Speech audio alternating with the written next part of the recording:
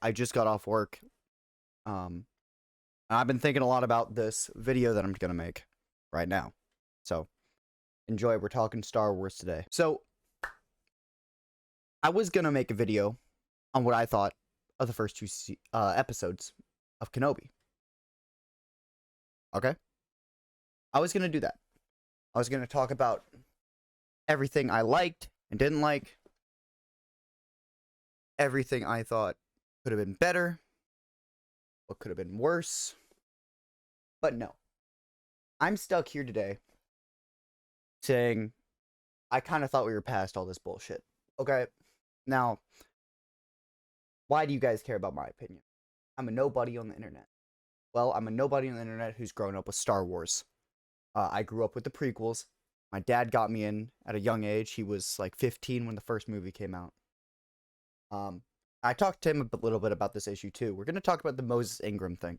Now, look, anything I'm going to say here, I'm sure Star Wars Theory said better in his video. So obviously go watch that. I only found out about the situation because of him. So I'm just going to read these names to you and ask you if you know them, because you probably do. You know, Jake Lloyd, young Anakin Skywalker, the guy who quit acting because of his relentless bullying for the prequels. Ahmed Best, Jar Jar Binks. And while I know the least about the crap he got, I know how notoriously hated Jar Jar is. I've always liked Jar Jar. I thought he was fine. I thought he was like Yoda. I'll probably get a lot of flack for that. I did. Thought he was goofy. Hayden Christensen, Anakin Skywalker. The one who was probably been smeared the most. Like, dude, this guy was my childhood, okay? Like, I love Anakin, okay? And now he's finally getting the love and praise he deserves, which is kind of what gave me hope that we were past all this bullshit, right? Like, Hayden's getting recognition, okay? People are finally past all the hate that the prequels got. Like, they're not abusing your childhood.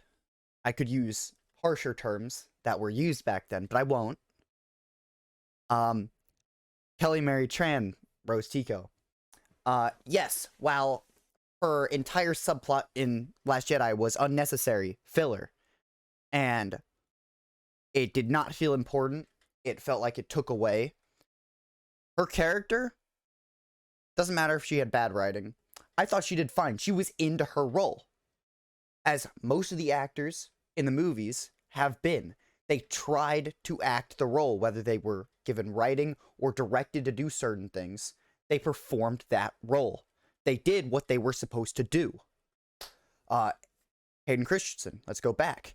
He was Anakin Skywalker. He is Anakin Skywalker. He is Darth Vader. Now, I guess, because of Kenobi. Jar Jar is one of the most immersive alien performances I've ever seen. And of course, Jake Lloyd. I was looking through images of him now. Gotta say, like, I could picture him as an adult Anakin, you know. I saw a cool edit of him as Anakin from episode 2, and I'll put it on screen. Episode 2 or 3. And I don't know who did it, but I'll put it on screen for you because I thought it was awesome. I'm getting off topic. I'm just very frustrated. Talk about Moses Ingram. Okay? The elephant in the room, Reva, from episodes 1 and 2 of Kenobi. The Inquisitor, and the one that's getting all this hate. Do I like Reva as a character? I'm indifferent. She's not my favorite Inquisitor in the series so far. She's not my least favorite Inquisitor. Because I was not a huge fan of Trilla from Fallen Order. She just wasn't all too interesting, right? I think Reva, I'm thinking Reva is looking for Kenobi for a reason other than to kill him. I could be wrong on that, but I don't know, the way she's acting the character, and we shouldn't judge this until all 6 episodes are done, I feel, because it could be part of her character as why she's being portrayed this way, right? Because in the end, again, it's about your writing, it's about your direction. I think Reva's going down a very potentially interesting path. Only time will tell, but I think there's something there that could be really well done. Now, look, if you want to critique her acting, you can do that. You can critique actors. Like, you say, maybe her eyes didn't feel like she was into it as much as, let's say, the movie performances. Or as much as, let's say, Hamill was when he was this youthful boy looking to get off Tatooine, right? Maybe her, like, maybe she's just not into the role as much. And sure, maybe you could critique that. I don't know. But you don't gotta throw unnecessary hate at them for it, right? It's like, the shit I was seeing, and again, I'm not gonna put any of that into the video. I don't want to perpetuate too much negativity. But if you want to see any of the awful DMs that she's received, Star Wars Theory has them in his video. I don't know, man. It's ridiculous. Like, Yoda was the greatest Jedi to ever live. And people were perfectly fine with him sounding very similar to Fozzie Bear and Miss Piggy because he was performed by Frank Oz. I was talking to my old man, and he was talking about how people loved him. Like, people were just amazed at how this Muppet was portrayed in this way. Because Yoda's a Muppet. Yoda's a Muppet. And if people aren't going to be angry about the supreme Jedi, like, the greatest Jedi to ever live, outside of Legends, being a fucking Muppet, then why are you gonna just don't get it, man? Like, it just goes back to, like, why do you hate Jar Jar when he's very similar to how Yoda was in episode 5? Right? It's like, cool, oh, he was geared towards children. Star Wars is geared towards children, buddy. It doesn't all have to be dark, it doesn't all have to be Rogue One. Right? It can be. Like, I would love to see an R-rated Sith movie, right? Imagine a R-rated young Palpatine and Plagueis. That would be cool, right? But it doesn't all have to be that way, right? Like Tales of the Jedi. If Tales of the Jedi is geared towards kids, I will be more than happy to sit and watch it anyway, because we will get Qui-Gon, we get Dooku, we get Ahsoka, we get cool stuff. You can complain about Disney milking it.